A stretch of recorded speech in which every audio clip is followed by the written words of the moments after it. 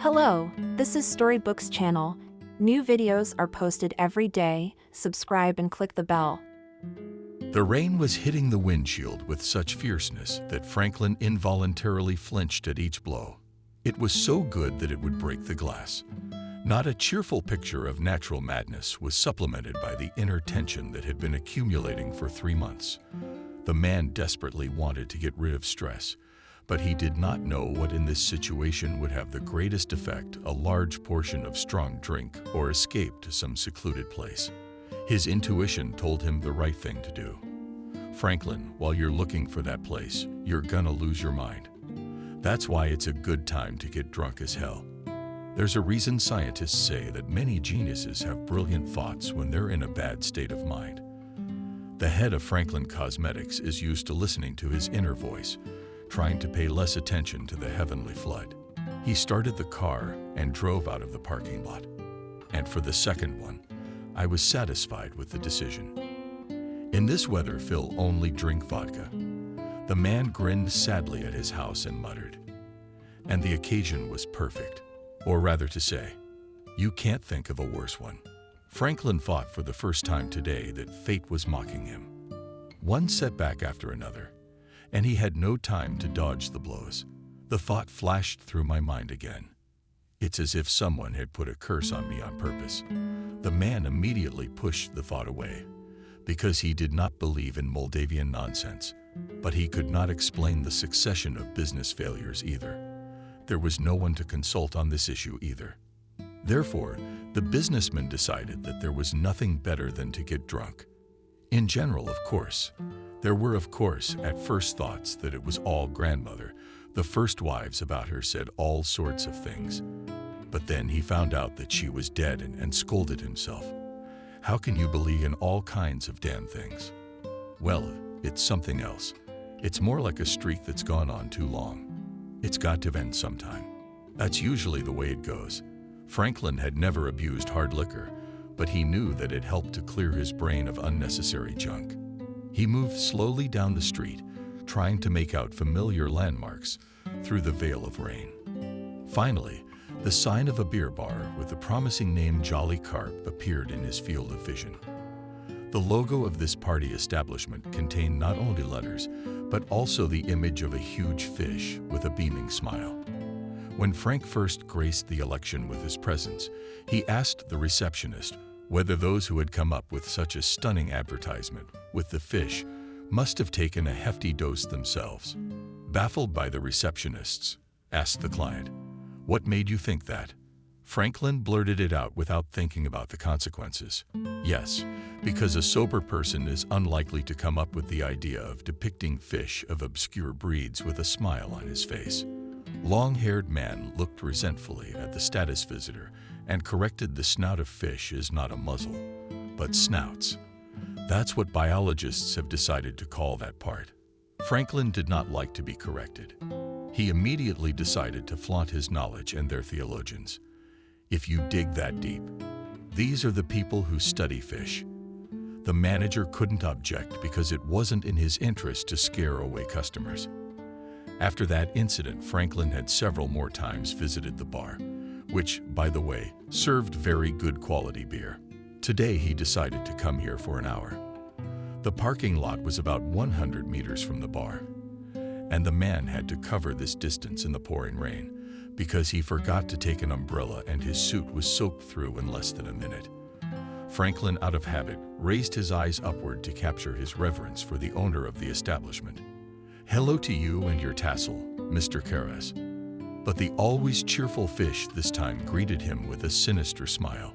Frank, by her own mustache, and quickly averted his gaze. "I definitely need to get very drunk, or I'll bite everyone." He went down the stairs, where he was greeted with a knowing smile by the familiar receptionist. "Mr. Franklin, what an unexpected surprise, Sam." That's what all the visitors called the receptionist, started fussing over a customer. This customer, of course, was not the best in terms of character, but he always gave good tips. Sam was ready to turn himself inside out for money. Money doesn't smell at all. It doesn't matter how it comes, as long as it's there. And he can smile once in a while, bend a little, Speak a little, in a way that pleases the client. Yes, you're soaked to the skin. Give me your jacket. We'll have it dry in no time. Frank threw off the top of his suit. Thank you, Sam. It's always a pleasure to come in this weather. You feel right at home here. Snatched by the praise, the receptionist withdrew, but reappeared a couple minutes later. He was about to offer the regulars a couple of new items on the menu. But Franklin made an emphatic hand gesture. Sam, I'm not in the mood for a tasting tonight. I'm ready to tear everyone apart, so I'd better take a classic rough to restore my composure. The manager's out of town, and I hear you. I'll send a waiter right over. Followed by the same careless gesture. I don't want to make a fuss. Be a friend. You bring the double portion yourself. Of course, if such a favor is not burdensome for you. The administrator turned off her eyes and became at this moment very similar to the carp pictured above the entrance. No, it is not difficult for me, even pleasant, to fulfill the request of our regular customer. But you, Mr. Franklin, as I noticed, are driving. Frank clapped the man on the shoulder. So you're still turning out your boy, keeping tabs on the customers. That's commendable. But you don't have to worry about me, Sam, because I never drive drunk. If I'm completely wasted, you can call me a cab. Sam, a full-chested drink up front. Of course, Mr. Franklin, whatever you want. The receptionist disappeared again behind the partition separating the kitchen block from the lounge, and soon returned with a tray on which he majestically gave a glass of almost liter containers. With a solemn look, the maitre d' pronounced our specialty, straight from the fridge, clammed up in his eyes. Franklin took one big sip. It tasted amazing. The receptionist departed with a smile. Franklin took another pithy sip. He sat for a few minutes, covering his eyes and enjoying the pleasant book that was quickly flowing down his body. The men physically felt the anxiety loosen its grip. The realization became clearer with each passing second. Someone unseen within him distinctly said to Franklin, "Perhaps the causes of your troubles are in your surroundings. You've forgotten that even the people closest to you can set you up. In the last few years, you've become very self-confident in general, and that's extremely dangerous for business." Franklin concentrated on that inner voice and didn't notice a local man with a hint of baldness approaching his table. Permission. Frank snapped out of a pleasant state of weightlessness and involuntarily looked at the stranger. "Excuse me, what did you say?" The stout man didn't even look embarrassed. "I thought you wouldn't mind if I landed at your table. It's so bad out, and it's dry and quiet in here." Franklin wanted to tell the impertinent man that the room was full of empty tables, but he beat him to it. "I noticed you right away, Mr. Franklin. You sat with such an expression on your face, as if you were sent into space without your consent. And you've decided to become a crewman too." "Not exactly. I didn't just want to give you a little backup." The man accepted a mug of beer from the waiter, then carefully wiped his hands with a napkin. Only then did he properly introduce himself as Ethan the lawyer. Franklin shook the outstretched hand, but did not answer anything. Ethan took this silence as a sign of approval and continued, "Actually, I'm a corporate lawyer, and I could be useful to you." Franklin looked into the smug face of his interlocutor. How much, Ethan, and committed his glass, and took up his napkin again. "I think we can agree on a price." Franklin was beginning to be annoyed by this unknown lawyer. "Ethan, tell me honestly, who sent you? You don't think I'm naive enough to believe the fairy tale that you just happened to be in this bar? It's in this kind of bad weather." Ethan nasty, hey. "You should be an investigator, not the CEO of a cosmetics company. You scanned me right through. I can't get away with it now. But you're right. I won't deny that I'm here for a reason. The fact is, your wife Maria asked me to help. I've had time to study your problem, and I want to tell you that Franklin abruptly cut the lawyer off. For a handsome fee, I can weave my way out of anything. Ethan, I'm not new in business, and I understand perfectly well that my situation has practically no positive way out. The lawyer's got it on the table, but hope dies last. And if Mr. Ethan, I will not throw away money on a hopeless venture, especially the company is currently stuck on the shoals. But Frank the businessman stood up, making it clear that the conversation was over. If I need your help, I will definitely find you. All the best to you. Franklin passed by, pulled him into a string by the receptionist, forgetting to tip him. The businessman was again overwhelmed with the most negative emotions. Already on the way out, he remembered about his jacket and returned to the hall. Sam silently handed him the items of clothing and received for the obliging money bonus. The maitre d' bowed, and with the practiced movement of a magician, slipped the bill into his pocket. "Mr. Franklin, would you like to call a cab?" Franklin grumbled grudgingly. "No need. I'll get there in my car." Sam said nothing and glanced at the table where the glass was almost full. The cosmetics firm owner's casual companion had also disappeared unnoticed, leaving a few small banknotes on the table. The celestial bacchanalia was gradually decreasing, and only small rains were monotonously pounding on the sidewalk. Franklin's mood continued to sour, and he was no longer trying to restrain himself. When Kevin ran out into the hallway and threw himself on his neck, he released himself from his son's embrace rather roughly. "Kevin, you almost knocked me over. See, Daddy's tired." The 8-year-old grudgingly muttered, "Dad, you need to go to the hospital and have the doctor check you out.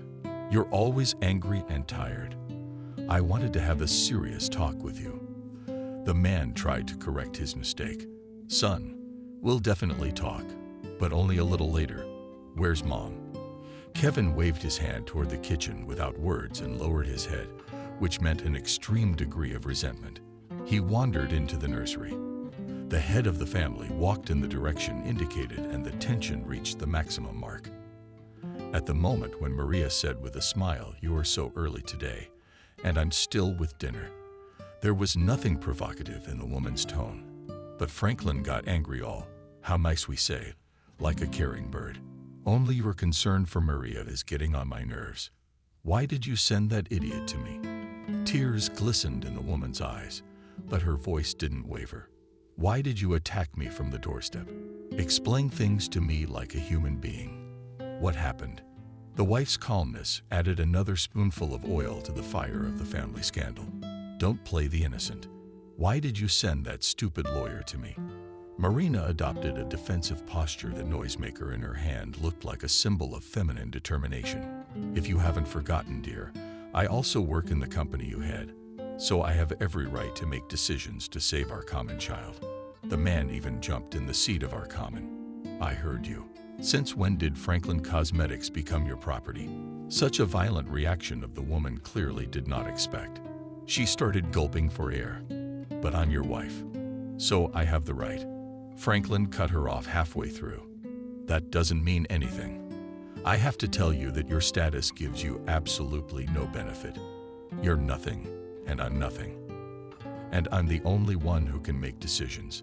Of course, as a board member, you can make suggestions, but you realize it's a conditional structure because I make the final decision." We took our frustrations out on the wife. Franklin has already calmly said, "And from now on, I'm going to ask you very nicely. Don't poke your nose where you're not wanted." It was said so harshly that Maria could no longer hold back her tears. She cried and shouted, "All right. I won't say another word. But I want to remind you, Franklin, that once, as you believe, your company was saved precisely because of my intervention. Too bad you have such a short memory." Franklin had never seen Maria in such a lost state. Some distant string twitched in his heart, and he approached his wife, trying to embrace her. But the muzzle pushed him away. "Don't touch me. You think only of yourself and your ambition. Don't you care for the rest of us? I've been told how ugly you were to Lucy by your first wife. I was naive, believing only your stories. I thought it was all people talking about you out of jealousy. Now I realize it was you who was the stumbling block." Franklin listened to his wife, but could say nothing against her, because in her desperate monologue, he heard the answer to the question that had long tormented him. What was the reason for his chronic failures? Meanwhile, the woman continued, but more calmly. "You, Franklin, are used to command. but the responsibility is always shifted to someone else's shoulders. That's what happened when you got involved with the crooks last year, who supplied us with a substandard substance, and the whole batch went bad. In case you've forgotten, that was a multi-million-dollar loss. It would seem that a sensible person should draw conclusions after such a serious mistake. But you jumped into a new adventure. You never think about anyone but yourself. You don't care about the people on the street. If the company goes under the hammer, Frank will clench his fists and growl. I'm sure we'll pay up. We just have to come up with something workable, but unconventional. The woman glared angrily. You sit there and think, and I'll wash my hands of it. In fact, I'm convinced that this time the company will not be able to swim out. Sorry, my dear husband, but I really look at the current situation and see that your firm is going down. Only a miracle can save it. That's the reason I turned to Ethan. But since you don't like my intervention, I haven't lifted a finger. Marina, with her head held high, headed for the exit for a second, stopped at the door, and don't you dare yell at me ever again. Man, heard the wife deliberately loudly called her son and ordered him, Kevin, get ready to go to Grandma's house for a visit. Daddy needs to get some rest and get his nerves in order. Soon the front door slammed, and he was left alone with his unhappy thoughts. Quarrels with his wife had happened before, but in the last year and a half they had become more frequent, which annoyed Franklin greatly. The same situation was in the last years of his previous marriage, so he could not understand what women wanted from him and why they are always dissatisfied with everything. Pondering over this problem, the man made himself an omelet and ate dinner without appetite. He thought that Maria had become too bold and it was time for her to be restrained. And then Lucy, his first wife, came to mind again, because he had decided to do the same procedure with her. But always docile.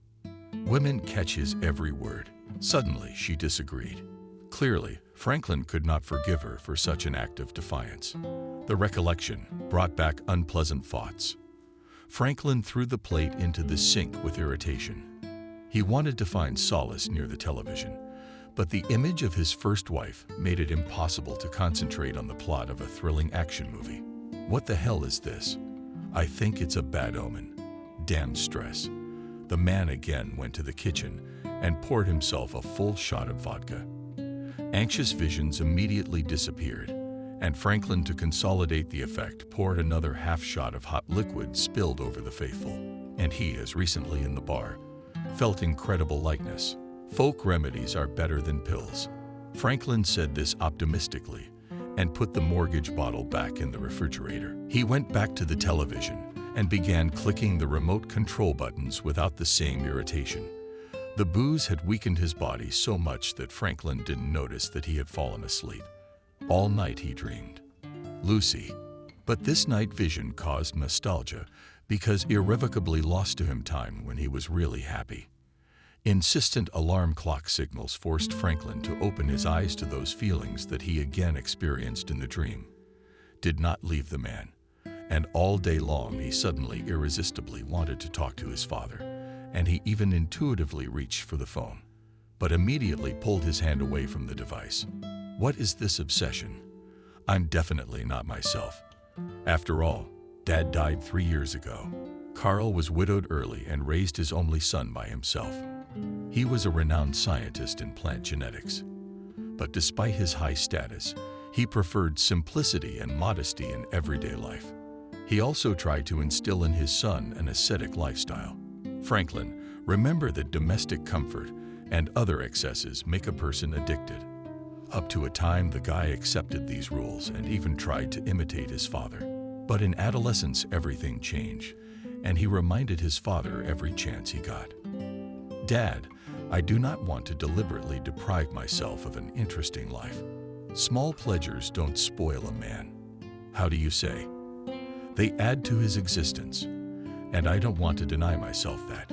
Carl tried to change his son's mind for a while, but then he gave up.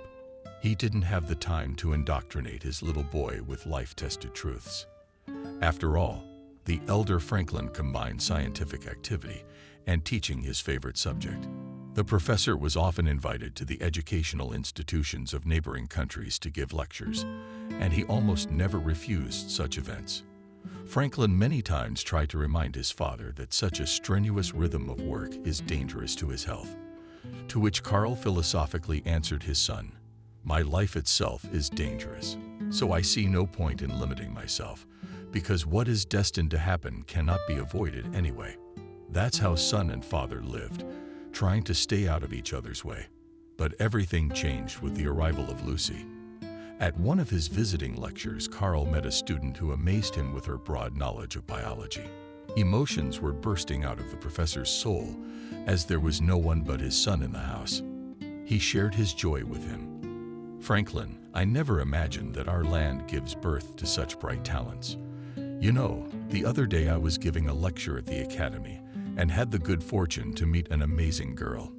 Imagine, she had me, a professor, under her belt in every sense of the word." Franklin asked for the sake of propriety, "Who's the girl?" Carl came to life. At first glance, a girl of what 1,000. She came from a small district center. Since childhood, she's been interested in floriculture. She entered the biotechnology department at the academy on the dictates of her heart. After graduation, she's going to go into agribusiness.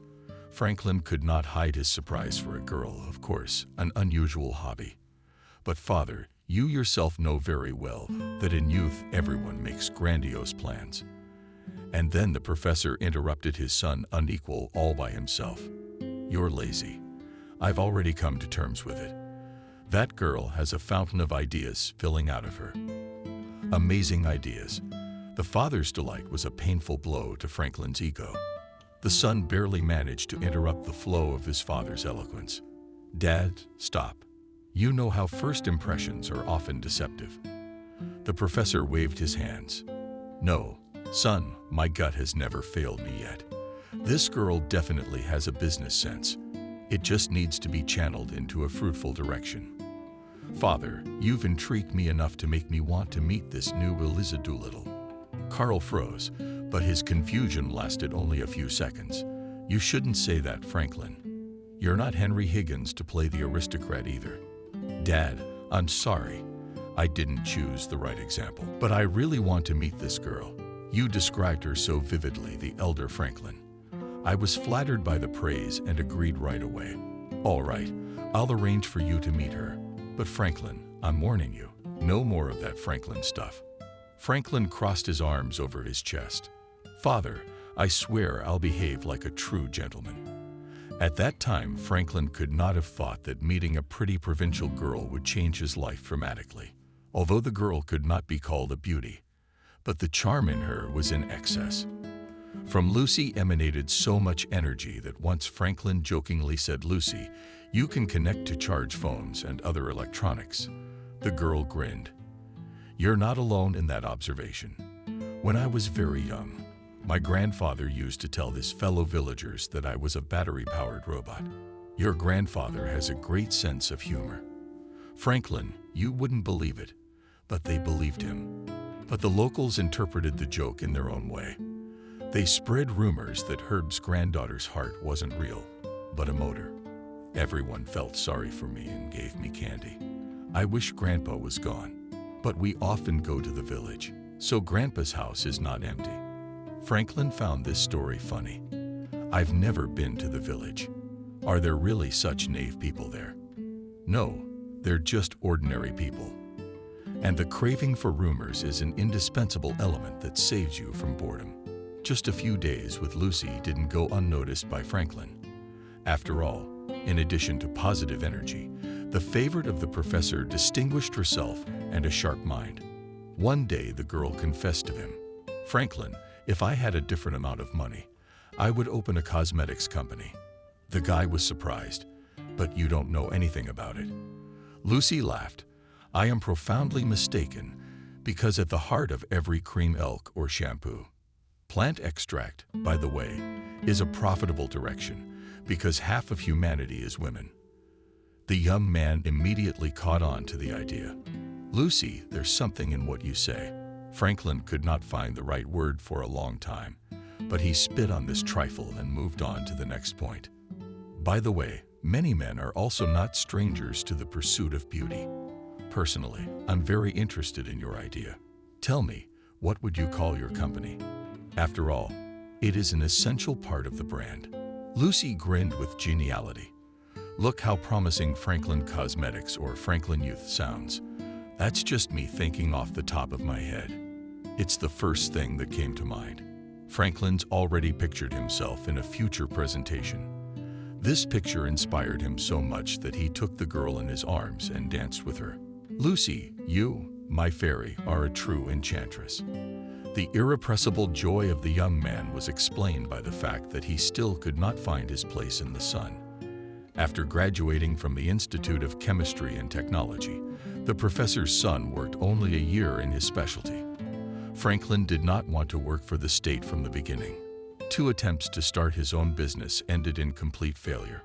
Meeting Lucy breathed new hope into him, and he decided to keep the girl to himself for a higher purpose. He proposed to her.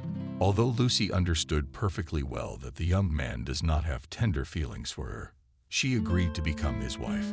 Their union turned out to be successful both in life and in business. But the period of prosperity lasted until Franklin one day did not meet Maria. Lucy was losing badly in appearance against the background of a sophisticated rival who had perfect body shapes. In fact, Franklin's main irritating factor was his wife's fullness. Lucy, and before marriage, was not thin. And after the birth of a daughter, Cindy, and even kinder, Franklin humiliated his wife in every possible way. Did not hesitate to compare her to a famous animal. One insatiable fall day, a loving husband told Lucy, "I can no longer live with you because I met a woman with whom it is not a shame to appear in decent society." This confession was unexpected for the young woman, and she did not even immediately realize what had happened. "Franklin, that was a bad joke. I could be offended." My husband sarcastically remarked, "I don't give a damn about your resentments for a long time. You're making a fool of yourself." A village in a word. Let's not get into details. Let's just go our separate ways. But I can't, and I don't want to. I put everything into this company. Franklin, you laughed. Yes, it's my credit and my money.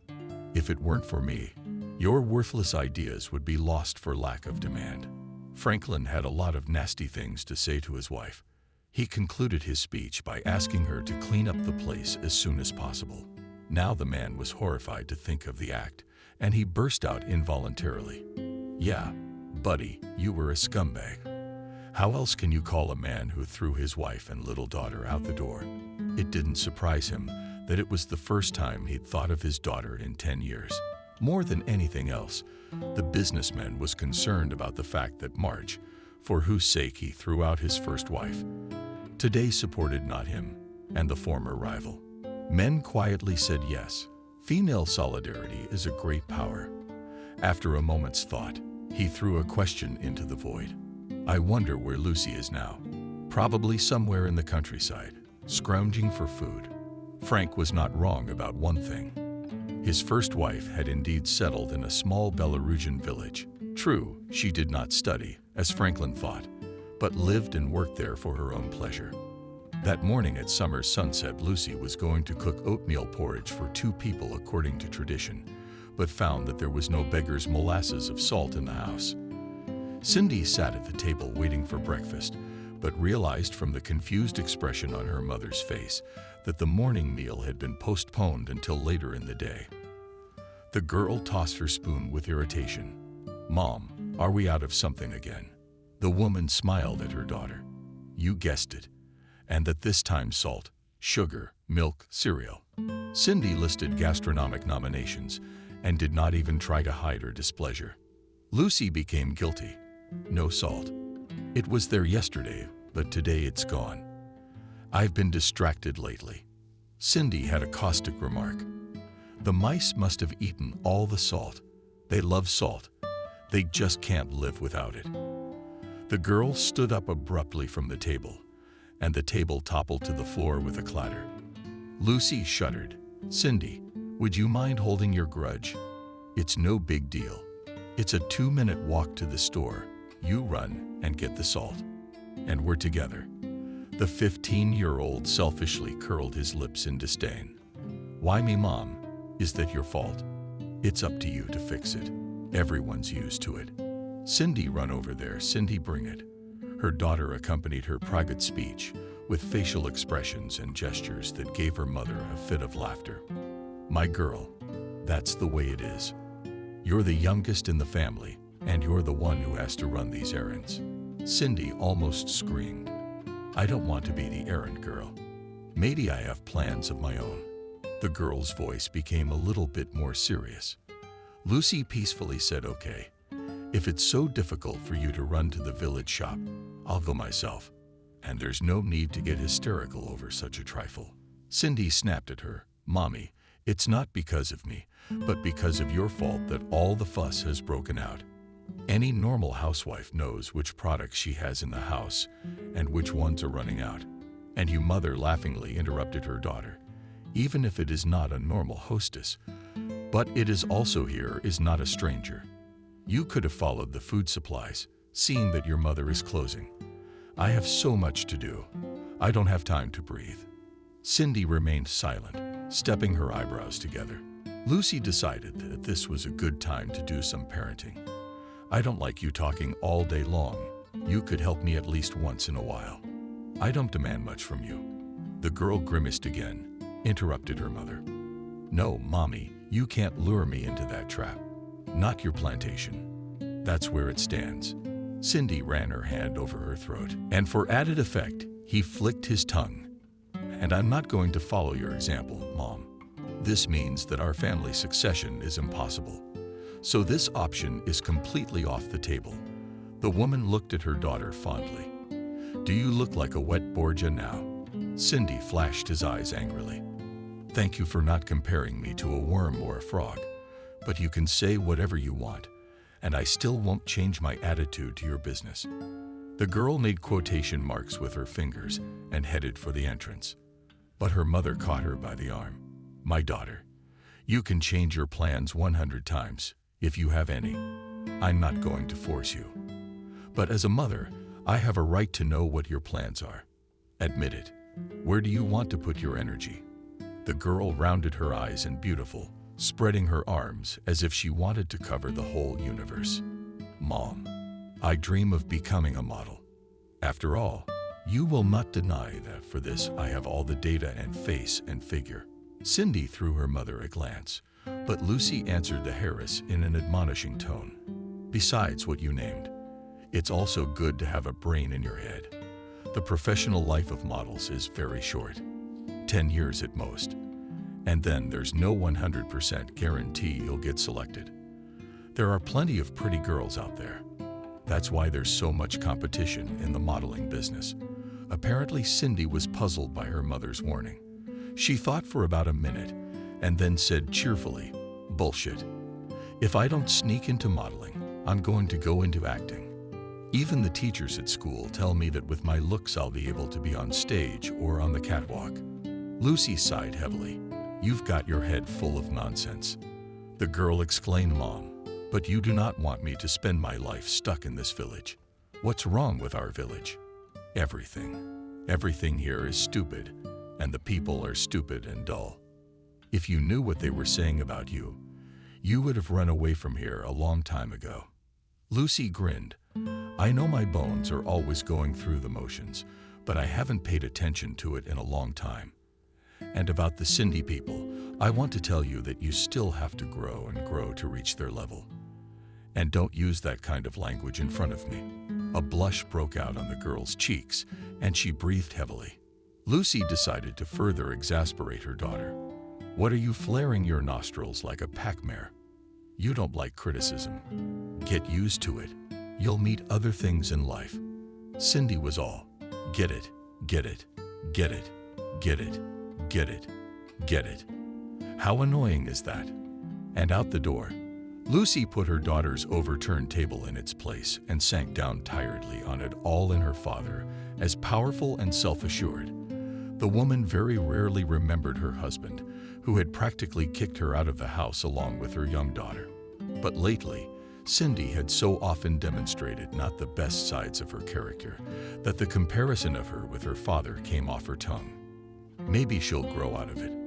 After all, I too was desperate at that age, arguing with my parents and grandfather. And then he settled down. Although my life can hardly serve as an example, and I do not wish my daughter such a fate, this short monologue helped to put my nerves in order. The woman once again, for some reason, looked in the cupboard where the spices were stored. I'll have to go for salt myself. I'll go to the plot after lunch, when the heat dies down a little. Despite the tangible approach of fall, the last days of August were tropical heat, so Lucy added to her modest closet stylish hats with huge brim. She barely glanced in the mirror and half-heartedly characterized her outfit. Of course, a dress and a hat was not a good combination. Yes, for a trip to the village shop, this outfit would do. The woman took her straw bag, with which she always went to the store, and headed in the direction of the outlet. But she had to show up on the main street, and there were only 5 streets in the parade.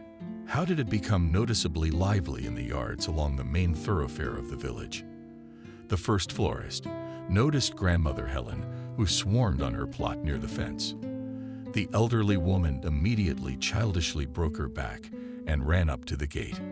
"Oh, Lucy, I didn't recognize you at first. I wondered what kind of a hottie in a hat was here. And it turns out to be you." Lucy politely said hello to the old woman and continued on her way. But it wasn't so easy to get rid of Grandma Lena. This woman smelled the scent of sensation from a mile away. And now she also galloped after Lucy. "Lucy, where are you running to?" The woman stopped. "Helen to the store in a hurry." Granny perked up. "Wait, I'll walk you to the corner. I've got something I need to find out. I've been wanting to consult with you for a long time. I haven't had the chance. I'm listening. Don't worry about it. I won't keep you long. I wanted to ask you something. You're the only scientist in the village. You graduated from the academy, so you know about herbs." In the parade, it was customary to start an important conversation with an approach. Bavalina's introductory part turned out to be too long, and Lucy did not hide her impatience. "Helen, healing herbs and flowers. They're a little different concepts, but I will gladly help you if it is in my power. What you wanted to ask me?" Yes. I'm interested in those ethics that you breed. Tell me, is it true that they help with coughs to get rid of annoying Granny? Farmer said lavender is useful for many diseases, but about this you'd better ask our doctors. I only know that to treat bronchitis, take the roots, and they prepare them in a special way. How?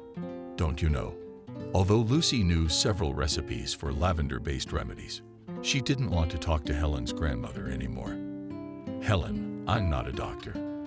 The old woman's eyes shot several key lightning bolts in her direction, but Lucy ignored the old woman's displeasure and hurried toward the store, which already showed itself at the end of the street. "Sorry, Helen, I really don't have time." She was being followed. "Look, what a proud farmer she is. How long has it been since Elia was transferred? I remember when you were barefoot in the village with the boys. You must have forgotten how you destroyed the roof of my barn." The village troublemaker didn't stop listing Lucy's past sins, and when she got to the store, at the same time she recalled all the offenses she had suffered from the family bunny, with whom in the old days Helen had been friends or enemies. The elderly scandalized woman was so engrossed in her denunciation that she did not immediately notice her waddling towards the store. Stephen was formerly a farm manager, and after his retirement, he decided to take up community work. He took to his duties immediately. "Helen, what are you doing out here?" Screaming in a bad voice, scaring people. Granny put her foot forward. "And who are you that I have to answer to you?" Stephen proudly puffed out his chest, like a village chief.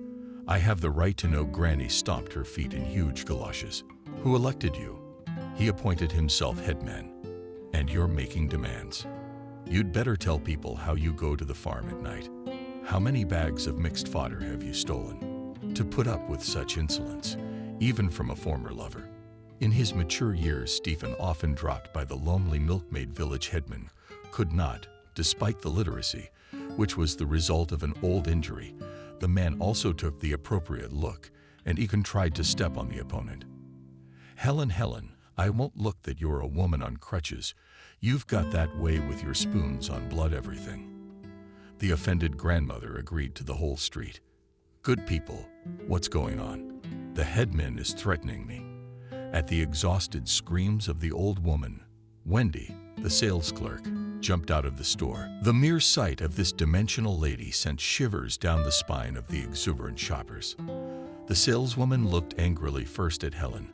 Then she said, "Hey, you old robbers, settle down nicely.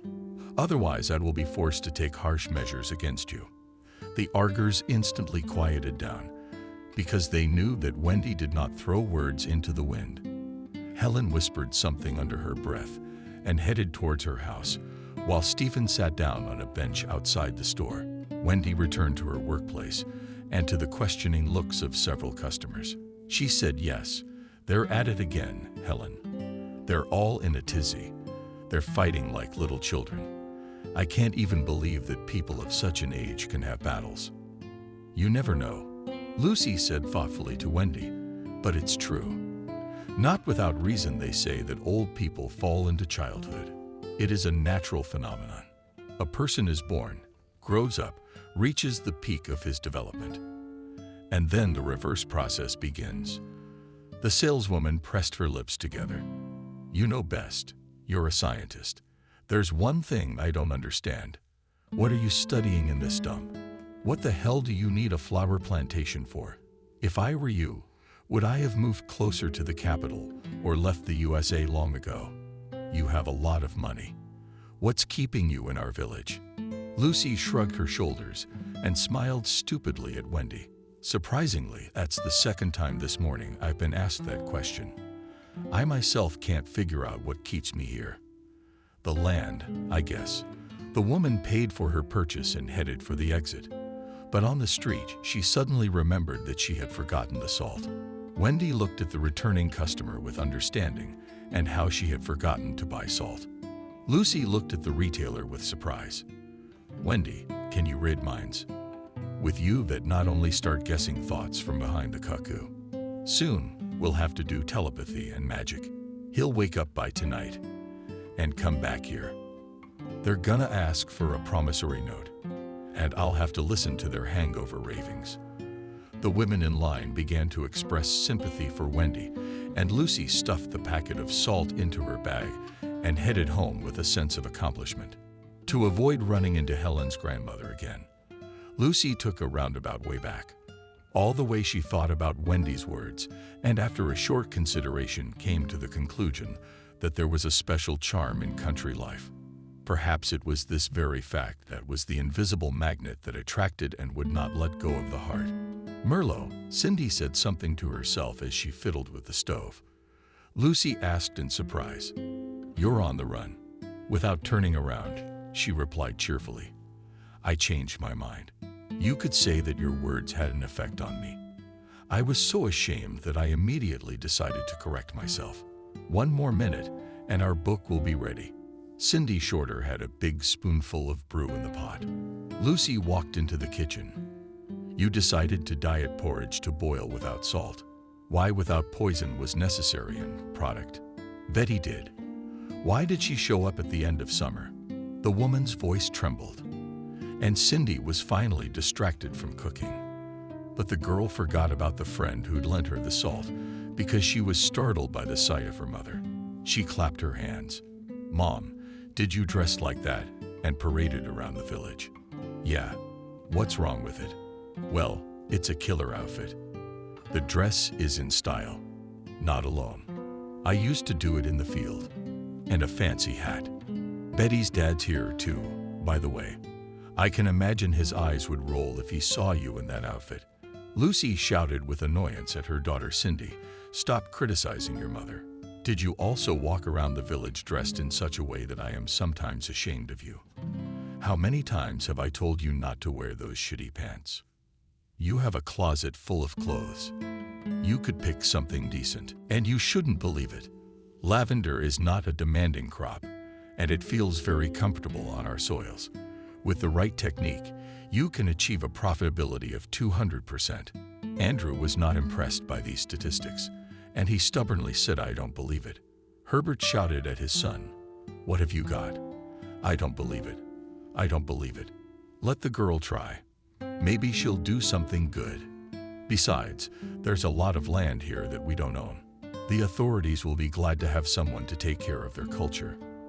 But Andrew didn't give up. "But you need seed money to start a business. And as far as I'm concerned, Franklin's got you pantless." Miranda mumbles it's a good thing he let us out alive. "Yeah, he gave me my stuff. And we'll help with the money with Grandpa. We have some savings for a rainy day." Lucy decided to start her own business with a small plot of land. Only the question of marketing the aromatic products remained unsolved. But her childhood friend Alex helped her. Fate brought them together in childhood, when their parents took them to the village on vacation. Although Alex was older than Lucy by 4 years, the age difference did not interfere with their friendship. In the years of youth, the guy helped the girl out many times, and she always tried to look up to him. It was Alex who infected her with the idea of entering the agricultural academy. He himself also graduated from this educational institution with a red diploma and almost immediately settled firmly in the capital. Lucy kept in touch with her friend and knew that he held a high position in the ministry. After a short hesitation, she decided to remind her old friend about herself. Alex was glad to receive Lucy's call. "How great that you called. At the first opportunity I rushed over, so wait, don't move anywhere." Alex showed up in a parade literally on the 3rd day after the call. "Lucy, you have no idea how excited I am. Tell me about your life in the capital. I hear you're married to a serious woman." Bitterly smirked, turned around and curled up. "I have no husband, no company. All my efforts have failed. You know, Alex, it hurts so much to realize that the person you trusted infinitely just used you." Lucy spoke briefly about her failed family life and noticed that he was looking at her strangely. A hunch struck the woman. "Alex, do you have problems in your family too?" The man looked away. "Sort of, but I try not to dwell on it. Especially now, I don't want to spoil the mood. Better tell me, what are you going to do next?" After hearing about her friend's plans, the man began to actively support her. "Lucy, you are thinking right and have chosen what is now very necessary for enterprising people. We have the best time in our country nowadays, and it is possible to take a loan for business development. And with the marketing of products, we will definitely think of something. Can you trust me to solve this issue?" A week later, Alex called and said that there is an opportunity to conclude an agreement with a well-known cosmetics company. The firm is very dear to its reputation, so cooperation with it will open the green light for you. But you must understand that you will have to undergo a number of laboratory tests. Lucy was ready for any tests. She was happy that things were moving in a positive direction. But suddenly there was another beneficiary, retired Colonel Beekeeper. When the plantation's lavender bloomed. The next year, Benjamin set up his hives nearby, and he didn't even warn the owner of the plot about it. Benjamin became the culprit of the first troubles of the novice flower farmer. That summer morning, Lucy did not know what awaited her on the plot, which she cared for as a living being. Together with her daughter, she went to the plantation early in the morning to assess the blooming activity. She and Cindy had no sooner reached their destination than they were attacked by bees already stiffening their brains and bodies. It was only her daughter's screams that made the woman take the right action as calmly as possible. The girl jumped out into the hallway and started fidgeting in front of the mirror. Normal pants and holes are the most fashionable trend. Lucy glanced at the wall clock. "Cindy, you've been giving me head since this morning for almost 10, and I haven't done anything yet. Let's have breakfast. Let me do the handouts today, and you do the squats. Mommy, get some rest. Maybe we can go to Betty's tonight." The girl deftly distributed the porridge on party plates and herself sat down opposite her mother. Lucy could tell from her burning eyes that the girl was up to something. And this hint of Alex's arrival was not accidental. Cindy thought that she and her former childhood friend had a secret affair. but their relationship was strictly business. Lucy started the porridge, reminding Cindy of her daughter. "I don't have time to come by tonight to pick up the raw materials. And I haven't looked in the sushi tree yet today. If you have any more questions for me, tell me as soon as possible." Cindy took a long look at her mother, and Lucy saw something in her eyes that she had not noticed before. "Softer now," she said. "Why don't you say something?" "My cub." The girl began to rub the edge of the tablecloth. What was a sign of great excitement. "Mom, you just don't take offense at me. But I've been meaning to ask you about Dad for a long time. Betty has such a great dad. You're all I have. I was just a little girl, and I don't remember much of that other life." Cindy looked away, as if she were afraid her mother would read in her eyes what she was trying to hide from her. But Lucy said quite calmly, "I don't want to remember that man. He has ceased to exist for me. Mom, he's my father. Doesn't he want to see me? I can't tell you that. But judging by the fact that he's never called or written in 10 years, he's not interested in your fate."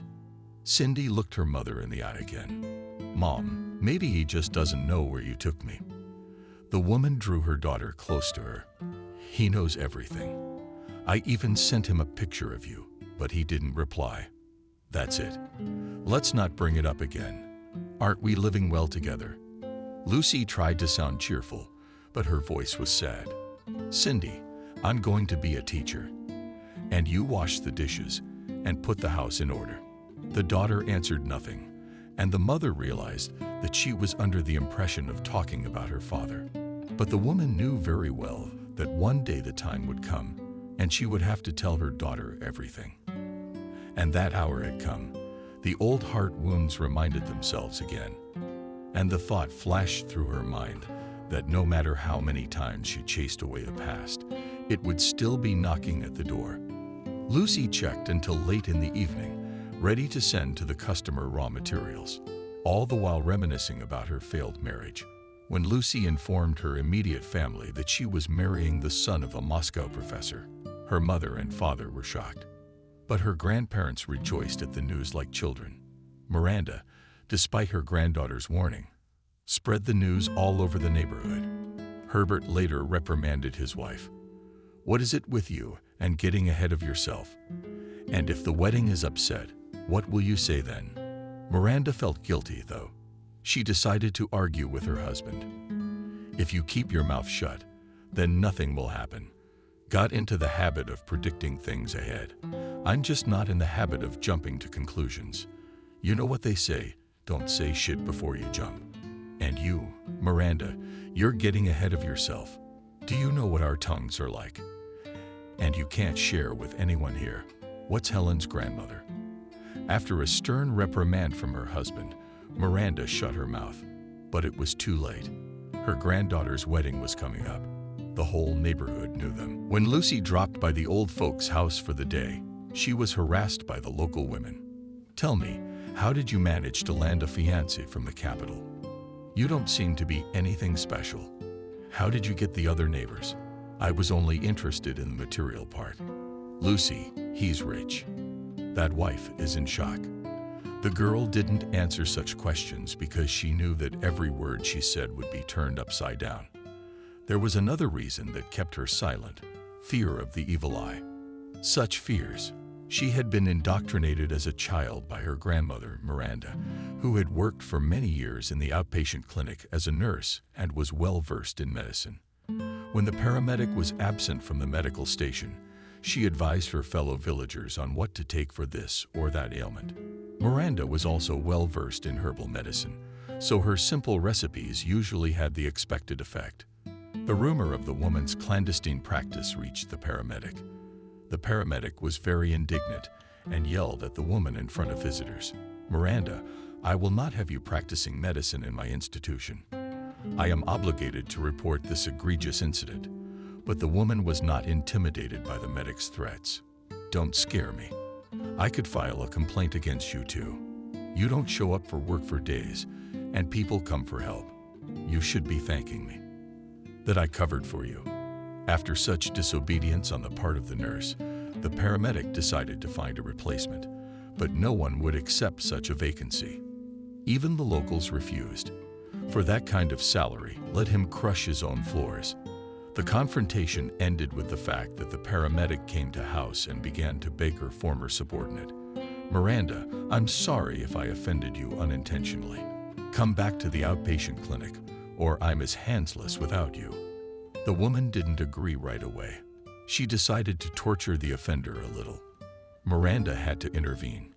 He yelled at his wife, "Why are you putting a price on yourself? If you want to leave a man, go to work." "He can't. I don't like a lot of things about the office either. But I put up with it because I know there is no one to replace me." Herbert worked in the accounting department for over 40 years. There were only 2 entries in his employment history: hired and retired. Lucy was proud of her elderly relatives and insisted that they attend her wedding. The bride's parents also made their mark at the celebration, but left the day after the wedding. And the old people stayed at the House of Beauty for a whole week. They immediately found a common language with Herbert, who every day arranged for them excursions to Washington. Franklin's father praised his daughter-in-law Lucy, a real miracle. "With her appearance in our apartment became brighter, and I will try to provide her with a job at our institute." Herbert was pleased with the praise of a noble relative, and he added that in our village all women are like that, and they don't burn in fire and don't drown in water. The professor promised, "As soon as I have free time, I will come to visit you." And so it was settled. Lucy was in the clouds, not noticing anything around her, but then her grandfather's voice revealed many flaws. Before leaving home, the old man called his granddaughter aside. "Lucy, here you are, Franklin's soul from the wormhole." The girl laughed. "Grandpa, it's just that you're used to measuring everything by country standards. It's different in the big city." The old man objected. "People are the same everywhere. I can spot a rotten one a mile away. Your Franklin ain't what he wants to be. You be on your guard with him." To appease your grandfather, Lucy promised to watch both of them. Of course, she soon forgot about that promise. She didn't think about her grandfather's fears either, because life in the capital had taken her on a whirlwind of its own. She and Franklin devoted themselves entirely to their common cause. Or rather, Lucy fed day and night over documents and new projects, and her husband pushed her. "Lucy, but try to finish this quickly. We don't have time. You realize there's so much money invested in this case. God forbid we fail. We'll be left with nothing." The young woman accepted the fact that she had to do all the rough work, and Franklin took on the search for partners and the legal part. Even during her pregnancy, Lucy worked at the same intense pace. She often complained to her husband, "Franklin, I can't take it much longer. Sometimes I feel like I'm going to fall down and never get up." The man would reassure his wife, "Lucy, you're strong. Your grandfather bragged to my father.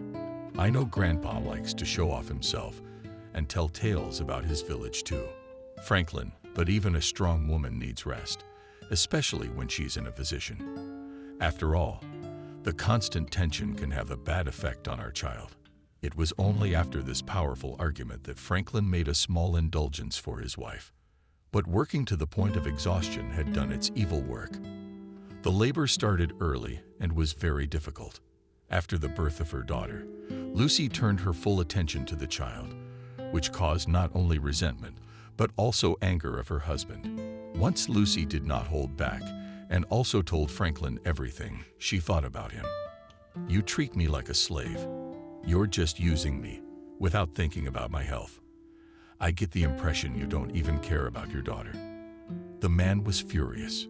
"You should just keep your mouth shut and pray. Such fabulous luck doesn't come to everyone. Living the good life in downtown Washington, D.C., driving a fancy car. You dress in all the latest fashions, and you're not happy. So you're saying I should be jumping around and happy I'm in your service? It turns out that I have earned nothing and am worthless." Franklin laughed, "And in your face. Go to the mirror and look at yourself with your body weight. Maybe you can pull it off. $25. Lucy slapped her husband with a ringing slap. They didn't speak for a week, but Franklin gave in first. "Stop sulking. You pissed me off. I sass you about your fullness, too. I said it without exaggeration. It's time you started working on your figure. But nothing was working for him. And she did not have time to attend a fitness club because everything was taken away by work. The company Beauty by Franklin expanded every year and profits increased. They had to look for new employees. Frank personally handled the search for staff. Therefore, Lucy was not aware of the latest changes. But one day she urgently needed financial documents, and together with her daughter, she went to the main office. What was her surprise when she saw a strange girl at her workplace? At home, she interrogated her husband. "Franklin, why is that pretty girl sitting at my computer?" The husband refused at first, but then he said, "To begin with, all office equipment is company property. As for your second comment, I can say that as the head of the company, I have the right to select staff without consulting my wife, EU. And you correctly pointed out that Maria is the name of this girl. It's very pretty. Perhaps I don't need to explain to you that clients and our partners evaluate the company by the appearance of employees, and Maria fully meet the most stringent requirements. They deserve to be the face of our firm." The young woman even took a breath from indignation. "So I'm ruining the image." "Exactly. And I've been asking you to take care of your body for a long time." That sounded insulting to the young woman. She started dieting again. She even went to see a nutritionist, but he told her not to torture yourself in vain because you'll never be model standard. You've been born broad-boned, but your weight is almost normal. So it creates a fullness effect that doesn't really exist. She returned home in high spirits. But Franklin wouldn't even listen to her. "You're just stupidly looking for an excuse for your weakness. But I don't insist. You like walking the cart. You're welcome." Soon Lucy learned that Franklin was dating Maria. "No, Cindy. They're very kind. Will Grandma cure your cough? She knows a lot of herbs. She won't give me an injection, I'm afraid." "No, my dear. We'll try to do without radical means of treatment." The girl such an explanation satisfied, and soon she already sweetly advised on the lap of her mother. At night, the traveler boarded the train, which was going through the territory. Herbert went out to get firewood when an unexpected guest showed up at the wicket gate. The unexpected illnesses fell out of the old man's hands. "Lucy, Lord, what are you standing there for? We have tea guests." But grandmother was already standing on the porch and crying from the sudden joy. She kissed first her granddaughter, then little Cindy, and said incessantly how good it was that we had waited for this day.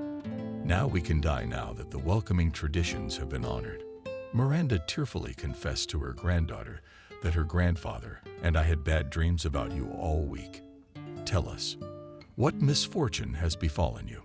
But Lucy is so tired from the road and worries that belittling asked Grandma, "I'll tell you everything for sure.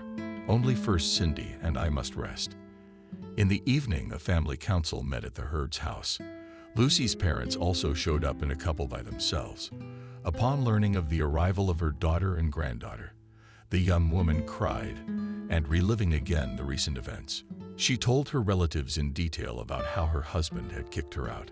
Herbert listened to her granddaughter with his eyes downcast, but his cheekbones were jaundiced, giving away his anger. Barely had Lucy fallen silent. The old man growled and spewed.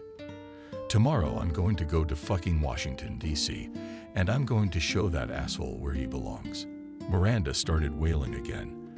"I don't want you to go to jail in your old age. Stay home, hero." The girl's father supported her mother. "Yes, father, it's better not to get involved with this scumbag. Believe me, he'll get a boomerang. That kind of thing doesn't go to waste, especially for a man.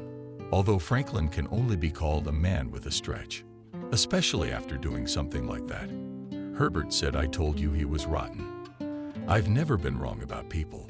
The old man praised his abilities as a seer for a while. And then he said firmly, "You, Lucy, do not worry. T is not alone, and we will always help you. Have a rest. Gather your thoughts. Think of something to do." Andrew suggested a daughter. "I think that the best option is to look for a job in the district center. After all, you can get a job at school. You will be biology or botany to teach, and more useful fun will be among the kids, because she will soon go to school. Lucy looked at her family.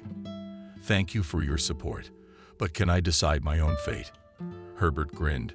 Our breed, bunnies. I don't like to be decided for me either. Of course, granddaughter, you know best. How is a little one better for you?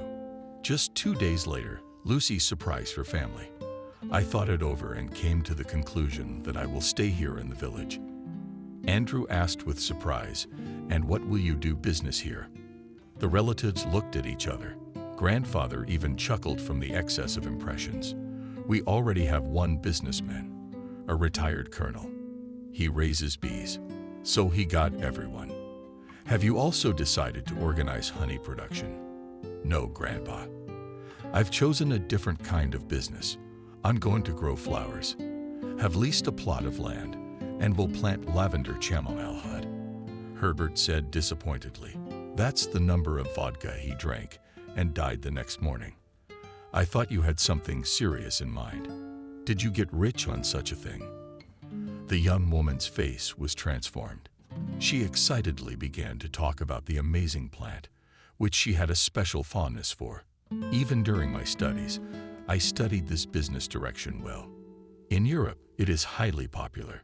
We also have positive examples. Andrew confusedly waved his hands, Lucy. But I don't believe in such fairy tales that you can make capital by growing flowers, and you shouldn't believe it. Lavender is not a demanding crop, and it feels very comfortable on our soils. With the right technique, you can achieve a profitability of 200%. Andrew was not impressed by these statistics, and he stubbornly said, I don't believe it. Herbert shouted at his son, What have you got? I don't believe it. I don't believe it. Let the girl try. Maybe she'll do something good. Besides, there's a lot of land here that we don't own. The authorities will be glad to have someone to take care of their culture. But Andrew didn't give up. But you need seed money to start a business. And as far as I'm concerned, Franklin's got you penniless. Miranda mumbles it's a good thing he let us out alive. Yeah, he gave me my stuff. And we'll help with the money with Grandpa. We have some savings for a rainy day.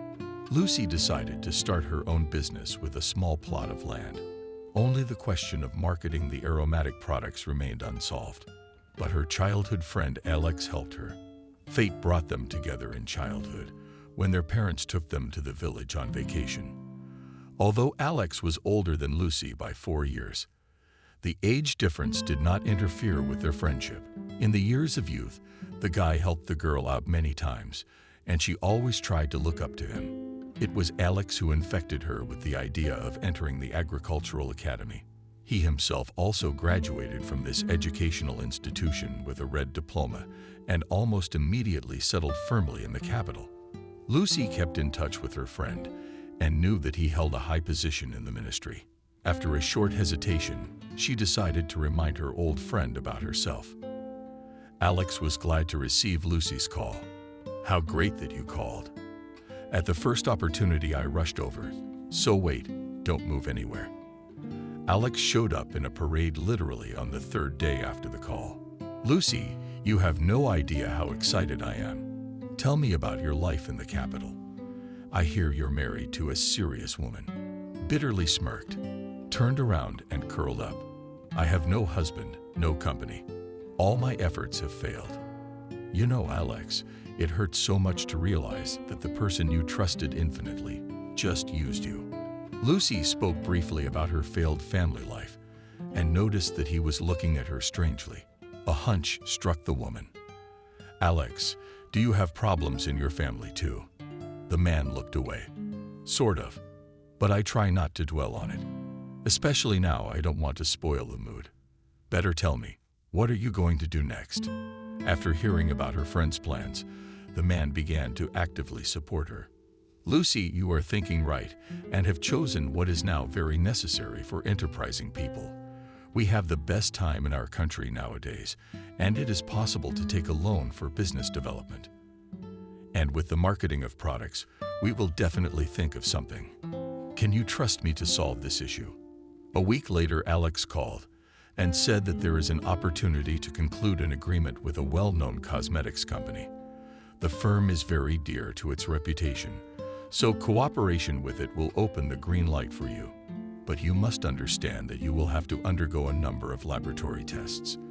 Lucy was ready for any tests.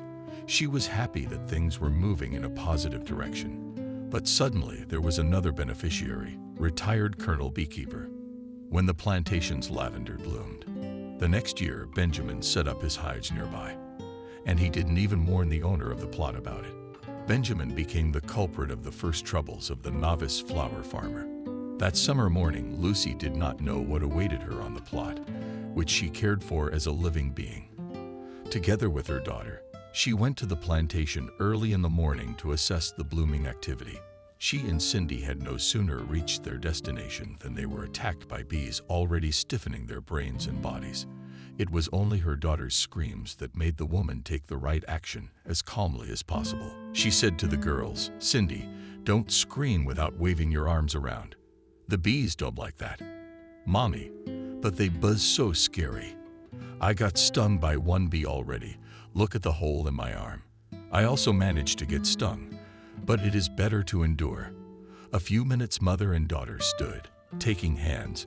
Lucy half-whispered said, "Comrade Colonel, I would put your bees in one place, so that they would not be allowed to place their hives anywhere."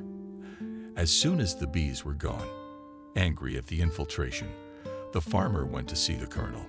Benjamin was delighted by the young woman's visit. "Lucy, you've made me very happy. You won't believe it, but I was just thinking of you," the woman remarked with undisguised sneer. "What a coincidence, huh? After all, I was thinking about you too, and even mentioned you in an unkind word." The colonel raised his thick eyebrows. "Why so? What have I done to you?" "Benjamin, I am not a girl to be spoken to like that. You're the one who can mess with my Cindy's head. Who gave you permission to put your beehives on my land? Couldn't you at least give me a little warning? You hid them in the bushes and your aggressive bees stung me and my daughter." The child could have had a reaction to the stings. The woman was telling the man off, and he was smiling cheekily. "Lucy, I'm so sorry you were hurt. You're overreacting about the land. You're just a temporary tenant, not the owner. Therefore, your claim is baseless. You are mistaken, Mr. Benjamin, and I demand that you remove the beehives immediately. Put them in your yard, and don't forget to open the windows."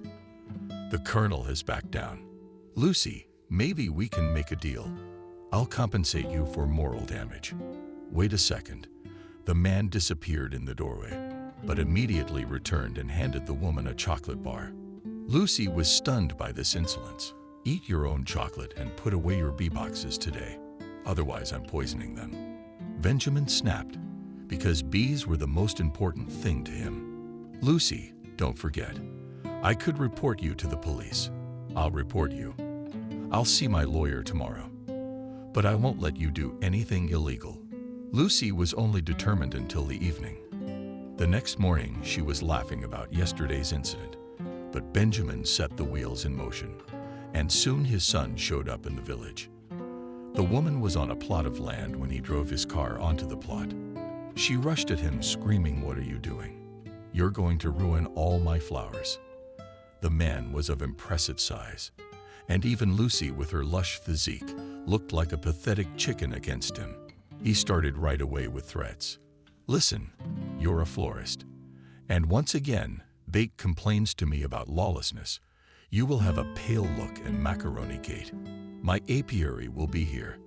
He turned around and walked at a leisurely pace to his car. Lucy was in some kind of eclipse. She took a few steps ahead on the X-No.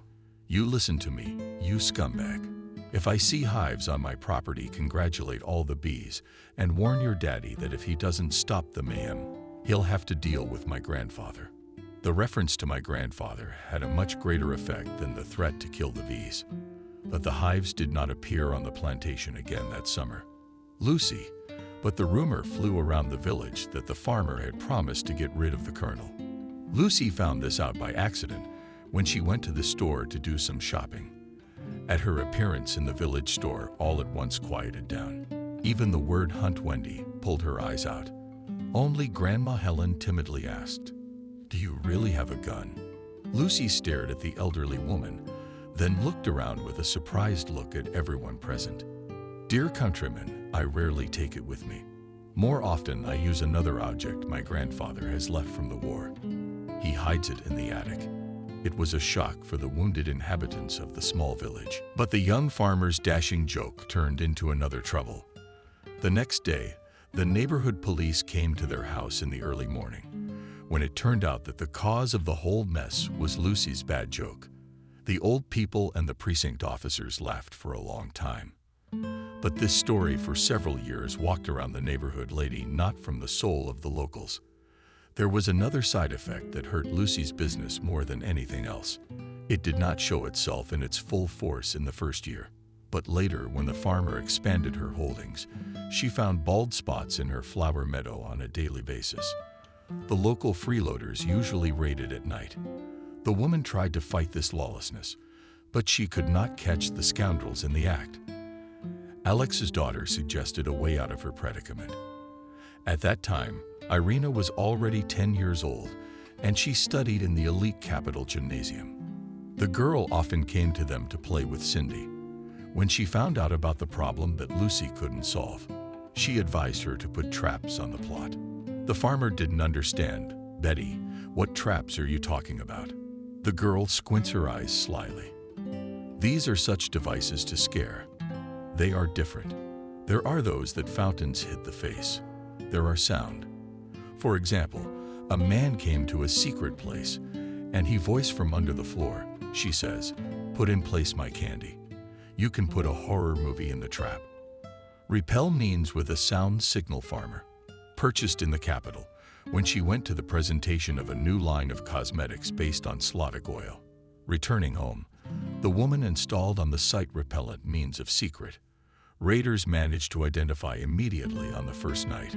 Or rather, he himself showed up at the farmer's house to express his indignation to her. Lucy was very surprised to learn that for almost 3 years her possessions had been emptied by the village headman. Well, the elderly plunderer of other people's goods was not embarrassed by the fact that he was engaged in illegal activities. Stephen began to express his indignation to Lucy in raised tones. "I was almost killed by Condratius. Lucy, how can you scare decent people like that?" Decent people Stephen does not climb in other people's gardens. To engage in such an unworthy business at your venerable age is very shameful. The headman said with resentment, "Do you feel sorry for the flowers? Why are they wasting away?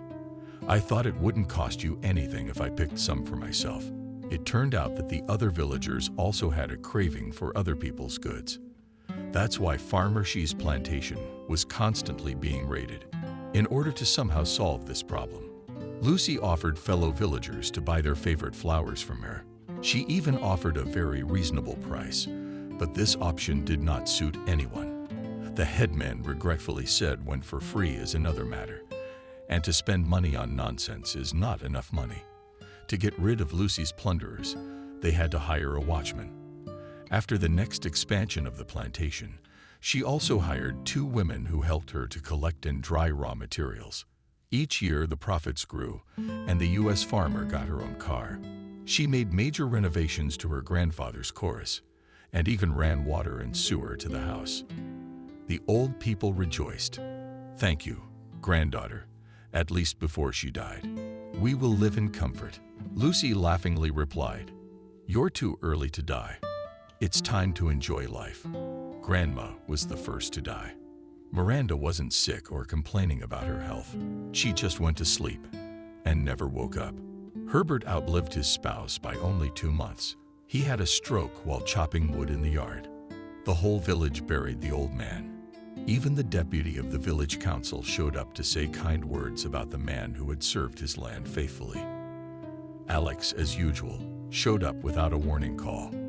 Lucy was always happy to see her old friend and therefore immediately invited the guest to the kitchen. "Did you have dinner?" Orrin interrupted. The man sighed. "From you women cannot hide anything. You see everything. It's a pity that not everyone is as attentive and caring as you are. I'm not used to complaining, but lately I've been using the catering services more often. Lucy sat down at the table, leaning on her arms, and I thought life didn't roll on a roller for ministry employees. Pardon the tautology. No, you're right. And an ice skating rink is the most appropriate way to define my crisis. All right, you go. You can tell me all about it later. You'll be the first. Alex said, "What's your first course?" "Soup." "And for the second, potatoes with sausages." Two hungry fires lit up in the man's eyes. "Let's have both." "Lucy, you have no idea how much I missed simple home-cooked food." It was evident by the appetite with which Alex emptied the plates. "Lucy, did you just save me from starvation?" "No, of course not. I could have dined at my old folks' place, but it's unlikely I would have reached them alive. It's good to have a loyal friend who is willing to share a crust of bread." The woman was still looking at him carefully. "Alex, you've got a lot on your heart. I can see it in your eyes. You and observant. However, you've always been like that. If you want to tell me, it'll make me feel better. Basically, I came to see you on a completely different matter. But to make a long story short, I'm really in a lot of trouble in my family. You could even say it's a disaster. Although, on the other hand, it's a common thing. My wife left me, found someone else." Did the man lock his hands together to cope with the excitement? "No, I didn't say that right. We had a bad life from the start." Vanessa said I didn't live up to her expectations. Lucy was stunned. "Oh my God. I didn't think ministerial officials would have problems like that. Ministers are human beings too. They marry and divorce like ordinary citizens. My wife and I have been divorced for 5 years, after I caught her with a very cool dude. But we decided to keep it quiet. Slowly, we moved out to different apartments. My daughter stayed with me, and my wife didn't mind this division of responsibilities. But now she's suddenly awakened a maternal feeling, and she wants to take Betty away through the court. But if I'm not mistaken, your girls are 13. They'll be 14 soon. She doesn't want to move in with her mother because there's another uncle living there.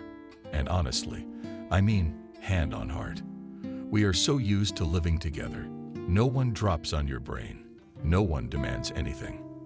Alex, I think you're worried for nothing. If the girl wants to stay with her father, no one can force her to live with her mother. That's right.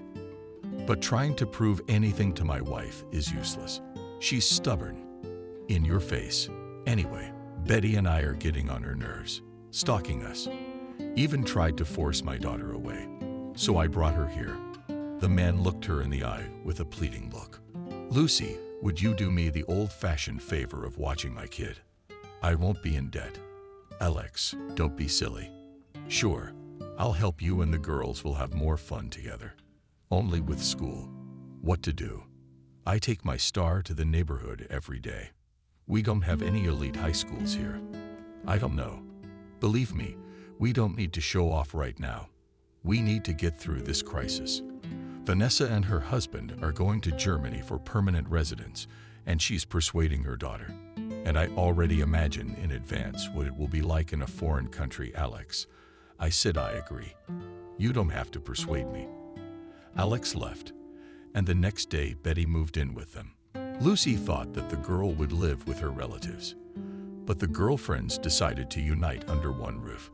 Cindy took her mother aside with a conspiratorial look. "Mom, aren't you angry that we're being uninvited?" The woman sighed. Would it make a difference? The daughter started hanging around her mother. "Mom and Betty will help you, honestly. We've already decided we're going to take over the cleaning, and Betty can cook. If you let us, we can pick flowers and dry them." Lucy jokingly swung a towel at her daughter. "Get out of here, you little bitch." But to her surprise, Lucy soon came to the conclusion that Irina's presence has a positive effect on her daughter. In the relationship of the girls appeared even competitive moment. They grabbed with excitement for any work, and each tried to outdo the rival. More and more often the woman began to think that it would be nice to have 2 daughters, but she has long forbidden herself to dream of personal female happiness. And when Alex visited them, The woman behaved deliberately strict. Cindy once spoke out about it. "Mom, you're funny to look at. You're trying to be such a snow queen, but you're not very good at it. If I were you, I'd take care of Dad, and you'd be fine, and Betty, and I would move to the capital." Mother was indignant. "You've already planned everything without my consent, and I don't want to go anywhere. You can leave your mom's plantation to someone else.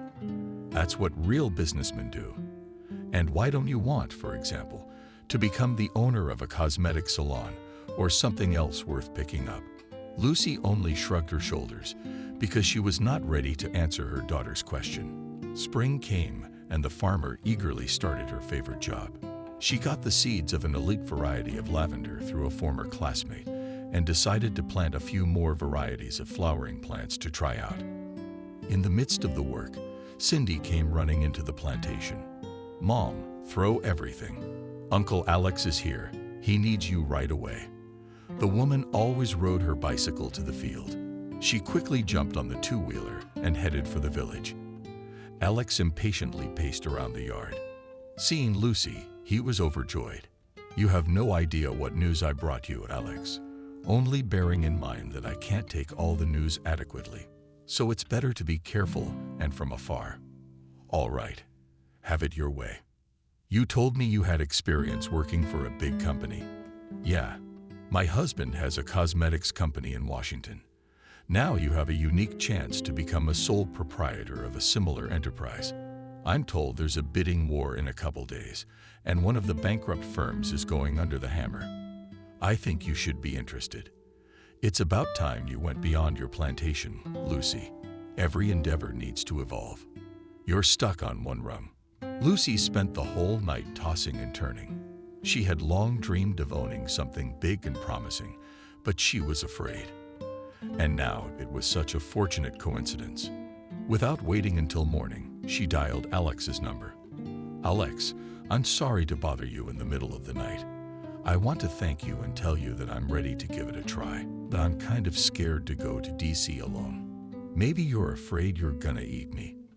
"Lucy, I can't make any promises off the top of my head. You realize I'm a government man, but I'll try to honor my request. Expect a final answer tomorrow." Lucy was somehow sure that Alex would throw away one free day, and she was not mistaken. The next day, the buddy himself called. "Get ready. Tomorrow at 6 p.m., I'll pick you up in my car. It's quicker and safer." All the way they chatted about meaningless trivia, and only by the end of the road, Lucy asked Alex, "Do you happen to know the name of the firm that is going under the hammer?"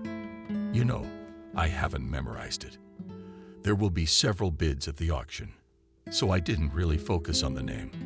But something to do with beauty." "Well, that's understandable. After all, cosmetics are used by women to enchant us men with their beauty." This answer satisfied the woman, and she asked no more such questions. People with half-covered eyelids watched Alex. Now he did not resemble any employee of the ministry at all. He was dressed in jeans, a light-colored t-shirt. "Yeah, it's expensive, you can tell, but who would be surprised by expensive clothes nowadays?" Lucy grinned to herself. If the villagers found out how much money she had and how much she was going to pay for an unknown company, half of them would have had a heart attack, and the other half would have rushed to tear out the plantings in the vegetable garden to take up flowers. Lucy could not take her eyes off Alex's hands. He was turning the steering wheel. The cards and the muscles under his t-shirt were moving. She even got angry. She missed the male type. What more could she ask for? No more men in her life. They're nothing but trouble. Alex, of course, is not like that. So let him remain so good, caring, but just a friend. He suddenly turned to her. "Lucy, what are you mumbling about?" Lucy caught herself and was immediately confused. "Who am I?" Did he laugh? "No, I'm like you know. When I was following you today, for some reason I remembered how you got your village all rattled, remember? And I had to lie that you were at home with me, and we were reading books." Lucy laughed. "Oh, come on. You haven't remembered for so many years that I'd almost forgotten. And here you are." It was so long ago, and it was such a long time ago, that Lucy had almost forgotten it. It was because of the same grandmother, Helen, with whom she still had clashes. Helen had always had a very nasty temper, and her then cat Jack had the same temper. This Jack held all the village cats in fear and attacked people as well as a chain dog. Once when Lucy's cat, or rather grandparents, came again in battle wounds, Lucy got angry. But Gad, I'll arrange for you to be the kindest, to love everyone, and most importantly 24 hours to grandmother Helen's songs to sing. Even then, Lucy was terribly fond of studying the properties of herbs. Of course, though Alex was older, but could not support her. They both didn't think it would have such an effect. For 2 days, Lucy prepared the potion. Alex only asked her if it would send the cat to the other side of the world. No, don't even worry. I didn't do him any harm. How can I explain it to you? It's like moonshine for our men always want always a little, and then fun. And then it's no more fun. As soon as it got dark, and it got dark close to midnight in the summer, the nights are short, Lucy and Alex quietly moved to the case. Alex guarded, and Lucy generously anointed outside the gate dough made by her liquid, and they immediately went home. In the morning, Lucy was awakened for the proper screams. She jumped out of bed and nestled against the window. The girl's eyes became huge at the gate. Helen, in one big circle, walked and shouted. That is, to put it in their language, cats and cats sang. The sight was strange, and from that very terrible. About 40 cats walking in one trajectory and singing. And the cats were singing, so it gave me goosebumps. There's a crowd of villagers standing nearby. People look at this picture with horror and quietly discuss when to wait for the end of the world. Every now and then one of the owners rushes out, grabbing her cat to carry it home. But the cat becomes real at that moment. Fury lashes out and rushes to the gate again. Helen's grandmother went sick because she was sure someone had put a curse on her. And Miranda probably did it, because she can. But Grandpa came up to people in the afternoon and Alex, Lucy, confess what you did. Lucy was ready to confess everything. But Alex said, no, Grandma Miranda, we sat up late at night at the books. And then Lucy went to bed. You saw that. It was the one and only time Lucy had ever fooled Grandma. The courtroom where the estate was being adjudicated was not crowded. Lucy and her companion wanted to take the empty seats, and at that moment someone called out to her, Lucy, what are you doing here? She turned around and turned pale. In front of her stood her ex-husband, but in this man there was nothing left of the self-righteous and arrogant egoist who almost broke her life. Alex watched the meeting of former spouses and did not know how to get out of his ticklish position. To relieve the tension, he reminded that it was time to take their seats, but Franklin couldn't budge. Lucy, you can rejoice, and I am a total bust. There will be a historic event in this room today. My firm, to which I have devoted half my life, will be sold for next to nothing. The man spoke with desperation and loudly attracting the attention of those present. Lucy felt out of place. More than anything, she wanted to run away from this place. But Alex held her hand. You want me to show sympathy now? You know, I don't have any. You don't. Of course you do. You would have wanted a piece of it, too, and you didn't get it. Lucy suddenly realized how pathetic Franklin looked. Like he wanted to get as much sleep as possible. Franklin, everything I need in life, I have. He looked at her with interest and only now noticed that his ex-wife looked pretty good. He could tell the difference between cheap clothes and good expensive ones, and the hair was styled to cut his wife's hair. Did they open a barber shop in that remote village? Franklin shifted his gaze to her companion. There was something familiar about him. I'd seen him somewhere before, but Franklin wasn't interested in him now. So you're saying you're having a great life, but Lucy picked up on it. But how is that possible when you threw me out on the street? Is that what you were going to ask? Franklin staggered back. He hadn't expected Lucy to say it so loudly and directly. But why would she? It was just the way things were. Franklin suddenly thought that, if he put his hand on his heart, Lucy's merit in their venture was, of course, enormous. The next thought made him remember. Lucy had loved him so much, and what if he were to make a quick castling change from Maria to Lucy? She'd pull like a real horse. She'd be able to think of something anyway. These thoughts so took possession of Franklin that he even missed the moment when he was demanded into the hall. He went to his seat and suddenly saw Maria in the hall and frowned. What had she come here for? And almost immediately heard that Maria had filed for divorce, and since she had worked for this company for many years, she was demanding financial compensation as a wife. So the wording was something like this: she worked for the good, and Franklin ruined everything by his unfortunate actions, and she and her son suffered. That seems like a lot of nonsense, except that for Franklin the nonsense was being discussed in all seriousness. He tried to spin his wife with a look, but she wouldn't even look at him. It turns out that if he got something out of the sale of the company, if he got anything out of the debts, it was from Maria. Franklin shifted his gaze to Lucy. That was it. Didn't have time to ask what she was doing here. Starting to complain about her failures, of course. And she's probably filing for some kind of compensation. After all, she did have a daughter with him. That's despicable, but he'll fight for every penny. The woman in the suit read out his debts at length. Franklin frowns angrily. He noticed that Lucy was taking notes and discussing something with a companion. He wonders why she's here, why she's rewriting his debts. There are two solutions to the problem. Firms completely disband all equipment, raw materials, and finished products are sold, and the proceeds go to pay off debts, or the firm is sold in its entirety, with the obligation to pay off all debts. Franklin was sure that the first option would be accepted. Then there would be enough not only for the debts, but also a little left for himself. By the way, it was Lucy who once insisted on buying high-quality, expensive equipment. She said that only such equipment could produce quality products. Even now, this equipment cost a lot of money. When Lucy raised her hand, Franklin looked at her with interest. Now everything would become clear. What he heard gave him a real shock. She is going to buy his firm, and with full repayment of debts at once. No, that can't be true. It's crazy. Where would she get that kind of money? He even stood up out of worry. He saw the way Maria was looking at him.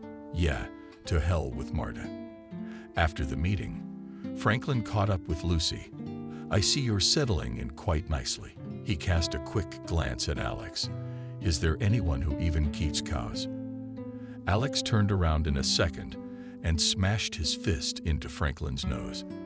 Then he took Lucy under his arm, and they went out to Franklin. Maria came up. You saw it. You saw it. Will you testify in court? Yes, of course I will. I saw you clinging to the chair. Maria left. Didn't even help him up. Franklin got up on his own and hurried away under the stares of those present. Cindy opened the gate and froze. Oh, when did you get back? And what is it that we smell so good? Alex's head appeared behind her. If I'm not mistaken, it's Dad's signature barbecue, and it is made on exceptional occasions. Alex laughed. You are like two purebred sheepdogs. You picked up the trail and followed the smell. The girls entered the courtyard. The table was almost set in the gazebo. They did not understand anything at all. From the house looked out Lucy at the broth and came. Come to my aid. The girls went into the house, not understanding anything. Ma, why don't you tell me what the big deal is? Betty slapped herself on the forehead. I think I know. Cindy looked at her suspiciously. Spit it out. Look, but it adds up. They went to town, then came back and set the table. They must have applied. Cindy shifted her suspicious gaze to her mother. Madam, we guessed right. Lucy blushed. Well, of course not. What kind of nonsense is going through your head? Take your plates and go outside. The girls ran off laughing, and Lucy took a breath. What had gotten her so worked up? Their assumption. That's ridiculous. She and Alex are good friends. And that's it. Guys, enough talking. Everybody get to the table. Meat can't wait to be eaten hot. Everybody laughingly sat down in the gazebo, and Lucy raised her glass. What can I say now? I mean, it's gonna be short. And then, if you, Cindy, want to hear the details, I'll answer all your questions. Today I bought the firm I once founded. But then Franklin, my ex-husband, decided he should own it. The firm is in terrible shape. It's broke, but it has a brand, which is now shaken. There's equipment, production. I want to raise a glass to the fact that it will prosper again soon. Cindy and Betty, who had been listening with their mouths open to what Lucy was saying, drank their juice machiniatically. And Cindy finally exhaled. The truth about what? The truth, daughter. But it's also true that we're going to have to travel back and forth. And I honestly don't know how to deal with it yet. Cindy looked up at her mother. What's the name of the firm? It's a pretty good sounding name. Franklin Beauty. But I think we should rename it. We don't want someone else's laurels, even though they're not there anymore. Cindy was under some stress. She hardly spoke at all.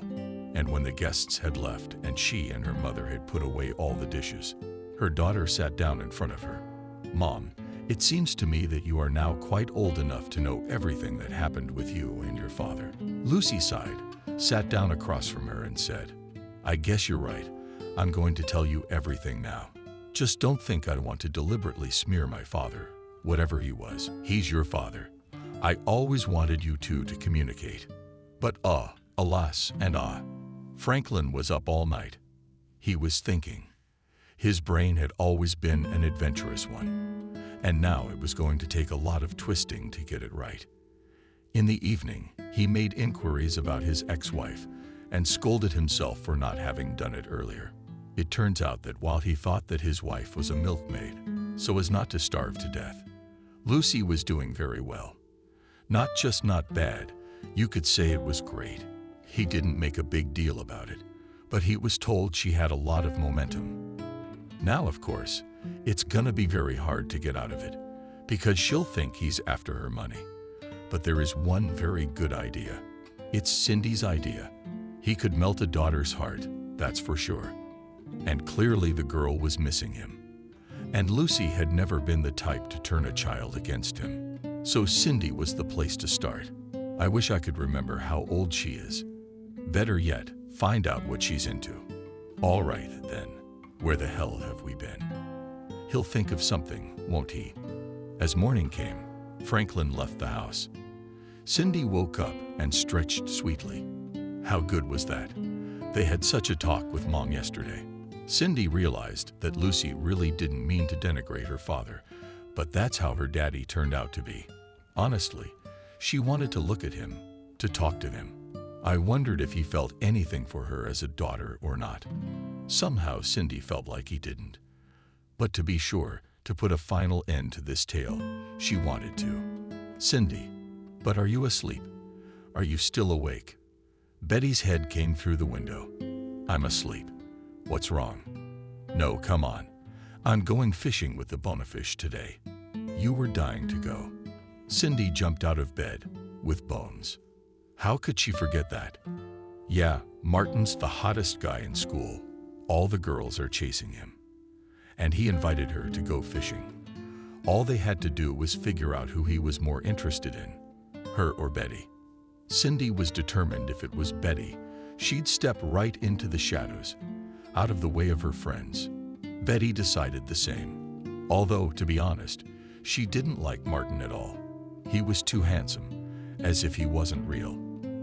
And he invited her to go fishing as if he was doing a favor for a happy little girl. So Betty agreed. 10 minutes later, they were at the river. Damn, I forgot to leave my mom a note. Betty looked at Martin. We won't be long. He nodded in agreement. Surprisingly, Martin talked. He didn't sit there with a strange look, as he usually did at school. He turned out to be a very cheerful, simple guy. Betty and Cindy, they'd long since forgotten about fishing. They were laughing, holding their stomachs, and Martin was making up new stories. We were very interested.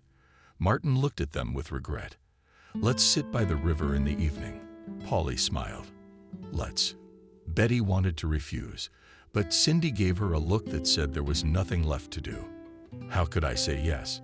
Cindy, the girls, and Martin turned around.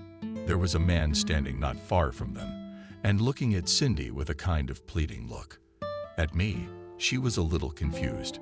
She'd never seen him before. And then her mind began to clear. You, Frank. No, wrong. I'm your daddy. Martin and Betty looked at Cindy in amazement, and she immediately calmed down. No, that's where you're wrong. Daddy's usually around children, and you're around me. I don't remember that. Franklin got a little off track and decided to get right to the main part.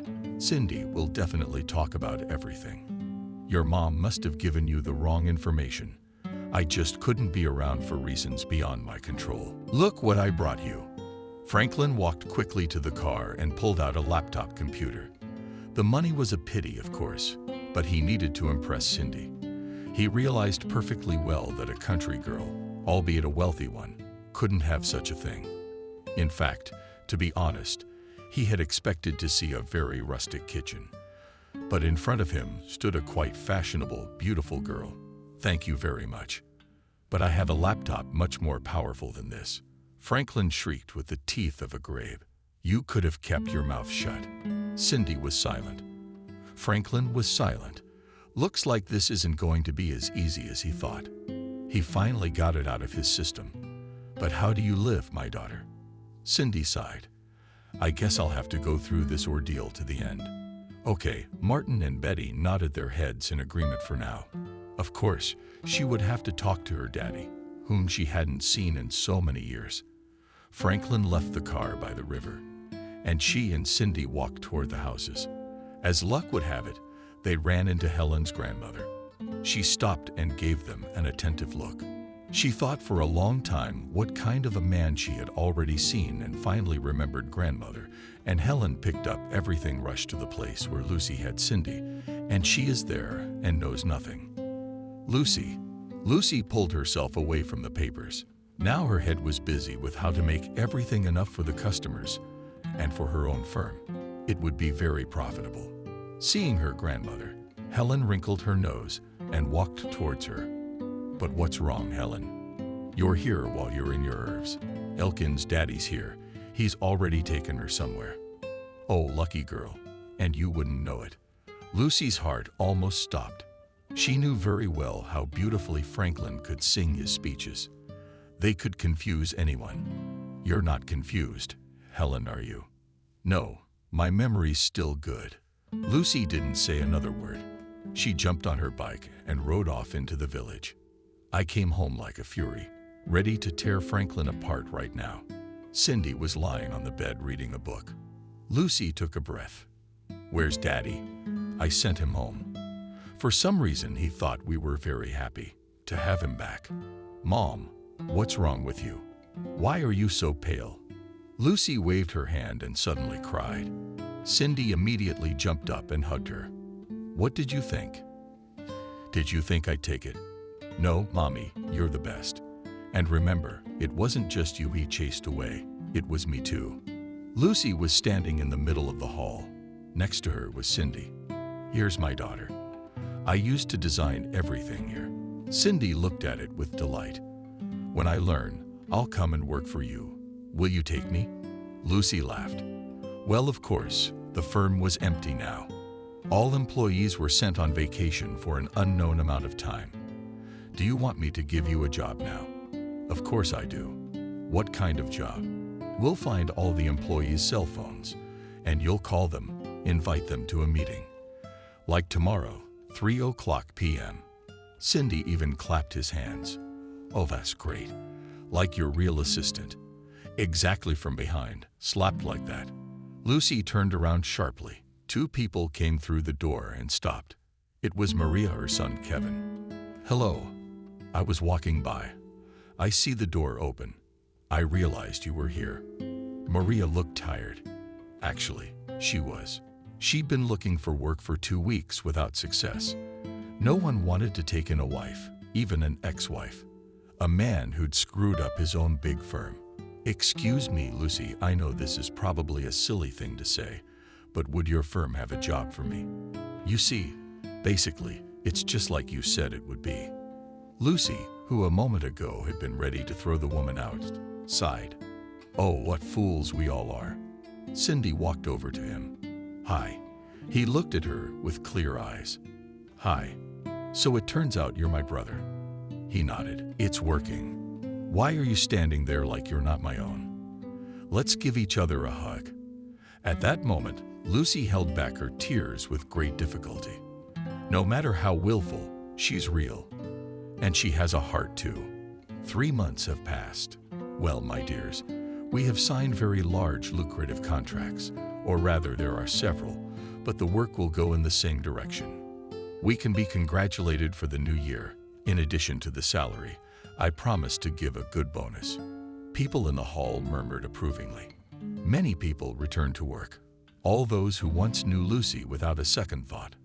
Those who were younger after the interview with her were those who had already found another job. But those two were slowly pulling up. Maria sat next to her. They had once worked at the same place, and now Maria was helping her a lot. It had been so many years. The market has changed a lot. Today we can celebrate a real victory. The thaw, Lucy could safely say they'd gone up. Cindy was often at her work too, often staying up late with her, absorbing and studying everything her mother did. So today at the meeting, she sat in the front row. They went outside and got in the car. Shall we go home? Cindy nodded in agreement. A little over a month ago, she and her mother had bought a very successful apartment. Mom, have you talked to Uncle Alex for a long time? Yes, a long time. Why doesn't he call? But Lucy will not tell her that almost every night grabbed the phone to dial him, and then put it off, afraid that she would violate his privacy. If he doesn't call himself, there's no reason to. Mom, that's not right. You know how Uncle Alex feels about you, don't you? Lucy looked at her daughter with a smile. How did she grow up? How? Well, Mom, you understand. Oh yeah. Lucy smiled sadly. You see, Cindy, if he had been interested in me, he would have at least called. Now, Mom, you're not acting right. Why? It's very simple. You don't need his help right now. You're doing fine. So he pulled away to get out of the way. Lucy suddenly hit the brakes. You think so? I'm sure. You think about it. Think about something. Lucy now realized that Alex was always there for her. When she needed his help, he'd drop everything and rush to her. And now that she's doing great, she hasn't even called him. She should call him. Cindy held up her mom's hand, which reached for the phone. No, I have a better idea. It's Uncle Alex's birthday today, she told me. But he'll be back from work in 2 hours. Of course, he's not going to celebrate his birthday. Lucy smiled at Cindy, and in someone so smart, call Betty. You and I are going to the mall. Cindy laughed. Now I recognize you. Otherwise, nothing makes you happy. Lucy smiled lately. It was true. Even the successes of the firm did not make her as happy as the upcoming meetings with Alex. Alex had parked the car. She should have at least bought a cake. Betty had obviously prepared some kind of gift. He looked at his watch, and it was a few blocks to the nearest supermarket, which was still working. Okay, his daughter was grown up and wouldn't take offense. He closed the car and moved toward the house, opened the house. Strange, so quiet and no daughter to greet him. He walked into the big room and turned on the light. The air flew streamers from the clapper. Alex even sat down from fright. And then he saw Lucy. You, and she came over. Why did you keep it a secret? That it's your birthday. He smiled confusedly. I didn't think you'd be interested. Well, I was wrong. I'm interested in everything to do with you. He looked at her incredulously. You are? Of course I am. How are you? They stood in the middle of the gamut the girls had set up, and it was as if they hadn't heard or seen anything, neither the noise nor the foil glitter falling on them. Lucy thought she missed her terribly, and Alex wondered why he hadn't confessed his feelings to her sooner. Why had he waited until she was the owner of a successful business? The evening went well. Cindy stayed the night at Ira's, and Alex volunteered to escort Lucy. "Yeah, I'll take a cab to get there just fine. I'm not arguing with you. I'll walk you all the way to the door." They rode in the cab holding hands like schoolchildren. We didn't say a word the whole way. When they got to her door and Lucy opened it, they didn't agree on anything. Together, they went inside. Franklin only got the back of the car into the gate the third time. How angry was he? How did he hate the whole world? He's Franklin, supposed to be delivering equipment and accessories for the holidays. But that's all right. He'll be patient for a while. And then he's bound to come up with something profitable. Yes, he had money left. Not much, but enough to live on for now to avoid such a humiliating job. But he relied on his intuition and decided to play the stock market. Now he had no money for anything at all. And if he didn't go to work, there would be trouble waiting for him. These two souls he could not find in any way on offensive words for ex-wives. They filed for alimony all at once. He got an astronomical amount of money, and it was very unpleasant. Neither one would talk to him. And then he found out that Maria worked for Lucy, and he just had to accept it. He stopped the car and opened the door. "Who's unloading?" "Franklin." He turned around in surprise. Lucy was unrecognizable. She had lost a little weight. Plus, she was wearing a very well-tailored suit. All in all, she looked amazing. Have you decided to open a holiday introduction business too?" She smiled confusedly. "No, it's my holiday. And it's here to prepare properly for the wedding, for my wedding. No movers, by the way. It should be in your contract." She went to the man who was hurrying towards her along the path. Franklin immediately recognized the man who had accompanied her to the courthouse. Then came the realization of how he knew him. Sure enough, it was the man from the ministry. He had crossed paths with him a couple of times when he was still on the horse. Franklin kicked the door with all his might. What on earth was this? Why? A single word boomeranged in his head. Pain shot through his leg, and he almost screamed. But there was nothing to do. He got the hell out of there and started unloading the car. "Mom, can I invite Martin to your wedding?" Lucy pretended to try to figure out who Martin was. "Mom, you know him very well. You're serious with him." Cindy blushed. "Mom, he's just my friend." Lucy smiled. "It's nice to have a friend in your life, especially if he is a little bit like Uncle Alex."